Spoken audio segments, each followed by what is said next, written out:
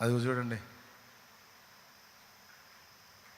ఈ ప్రపంచంలో నీ ప్రపంచంలో నిన్ను ప్రేమించే వాళ్ళు చాలామంది ఉండవచ్చు, కానీ ఈ ప్రపంచంలో నేను ప్రేమించేది మాత్రం నిన్నే. అబ్బో, ఇక మామూలుగా ఉండదు. ఓకే, నీ పాస్ట్లో ఎవరున్నారో నాకు అనవసరం, కానీ నా పాస్ట్, ప్రజెంటు, ఫ్యూచర్ మాత్రం నువ్వే. నా కోసం నువ్వు రావాలి అని నేను కోను. నన్ను కావాలనుకొని నువ్వు వస్తే నిన్ను వదులుకోను. అరే అరే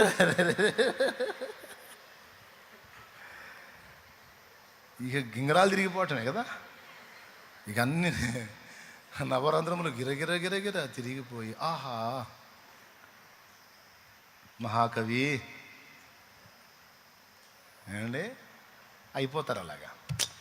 అట్లుంటాయి.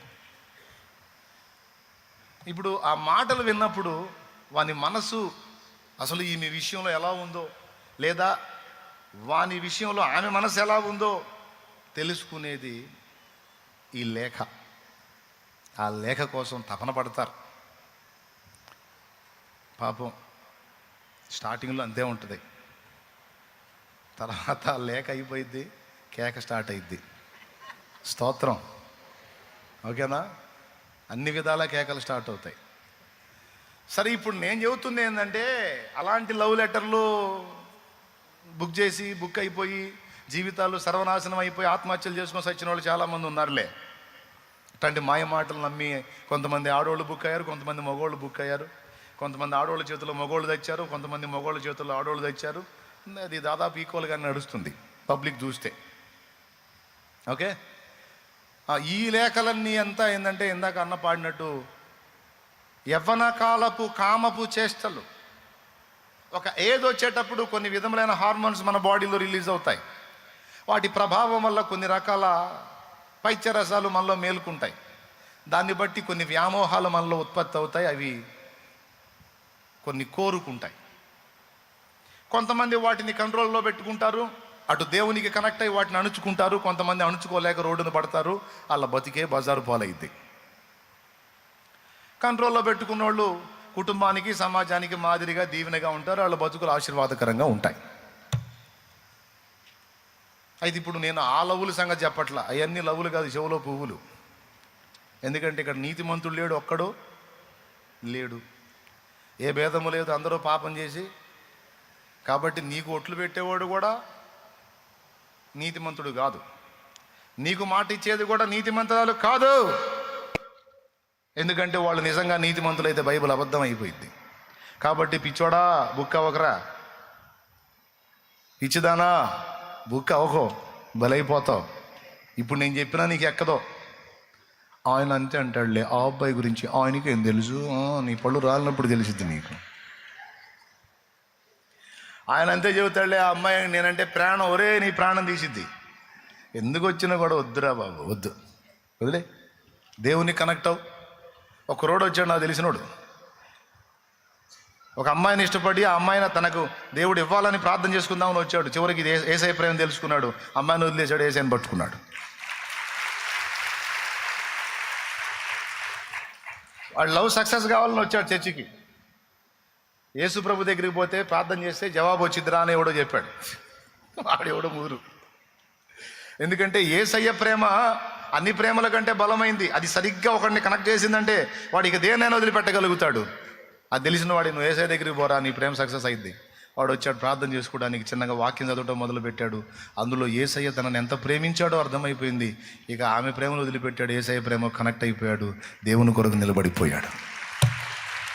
అట్లా ఆడపిల్లలు కూడా వాళ్ళ లవ్ సక్సెస్ కావాలని వచ్చారు, దేవుని దగ్గరకు వచ్చారు, యేసయ్య ప్రేమ తెలుసుకున్నారు. ఇక లవ్ లేదు, పువ్వు లేదు, వదిలేశారు, దేవుని కనెక్ట్ అయిపోయారు. ఇప్పుడు దేవుని బిడ్డలుగా బతుకుతున్నారు నీతిగా. ఇక్కడ గమనించాల్సిన విషయం ఏంటంటే, దేవుని మనస్సు మనకు తెలియాలి, మనం దేవునితో నడవాలి, దేవుడు మనతో ఉండాలంటే ఆ మనస్సు మొత్తాన్ని తెలిపే అద్భుతమైన ప్రేమ లేఖ పరిశుద్ధ బైబిల్ గ్రంథము. దేవా, నా మనసు నీకు తెలుసు, మరి నీ మనసు నాకు ఎలా తెలిసిద్ది అంటే, అది తెలియజేయడానికి ఇదిగో గ్రంథము నీకు ఇచ్చాను అంటున్నాడు ఆయన. తమ్ముడా, దేవుని నువ్వు కూడా ప్రేమించి దేవుని ఆలోచన తెలుసుకొని నడవాలంటే దేవుడు నీకు తోడయ్యాలంటే ముందు తోడై ఉండాలంటే ముందు దేవుడిని తెలుసుకోవాలంటే తెలియజేసే గ్రంథము బైబిల్ గ్రంథం. కాబట్టి ముందు తెలుసుకొని నడుచుకుంటే నువ్వు రాణివవుతావు, ఎస్తేర్ రాణిలాగా. చాలామంది ఆడపిల్లలు పోయారు, తెలుసుకోకుండా పోయారు. అందుకే రాజకుమార్తెలైనా సరే ఫెయిల్ అయిపోయారు. కానీ సామాన్యుడికి బిడ్డ అయినా సరే తెలుసుకొని నడుచుకుంది గనక గెలుచుకుంది.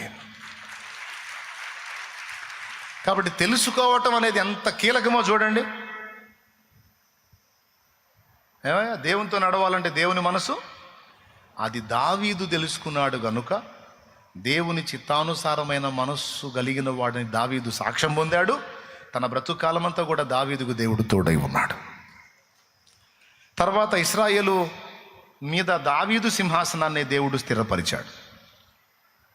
యేసయ్య కూడా, దావీదు కుమారుడా నన్ను దాటిపోకయ్యా, నజరేతు వాడ నన్ను విడిచిపోకయ్యా, దావీదు కుమారుడా నన్ను దాటిపోకయ్యా, నజరేతు వాడ నన్ను విడిచిపోకయ్యా, నీవు తప్ప నాకి లోకంలో ఎవరున్నారయ్యా, నీకు తప్ప నాలో ఎవరికి చోటి లేదయ్యా, నీవు తప్ప నాకి లోకంలో ఎవరున్నారయ్యా, నీకు తప్ప నాలో ఎవరికి చోటే లేదయ్యా. Praise the lord. అక్కడ ఏమన్నాడు? దావీదు కుమారుడా,